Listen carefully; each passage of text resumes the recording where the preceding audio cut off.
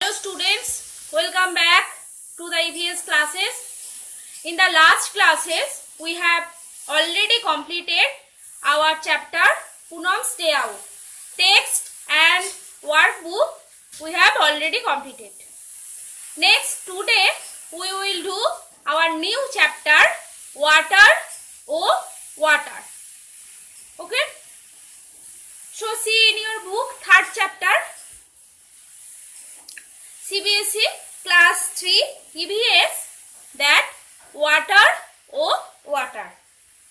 This chapter we will discuss the importance of water in our daily life.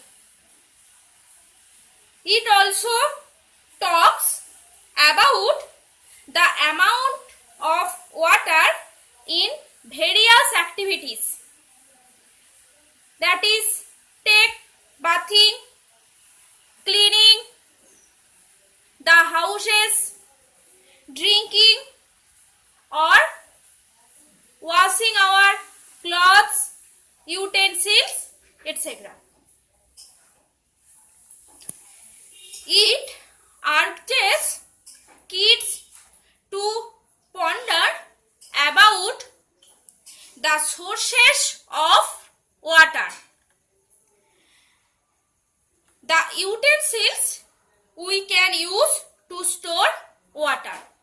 So in this chapter we will discuss the daily uses of water and which utensils is used to store water, etc. So see in your book, I read this poem, Water O Water. First one, I will wash my face with water, said Munna to his Nani. So Munna told his grandma or Nani that she will wash her face with water. Next, we all quench our thirst with water. We are all alive because of water. We already know that without water we cannot live.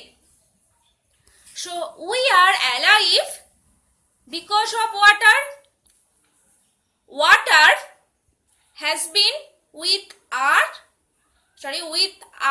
for ages.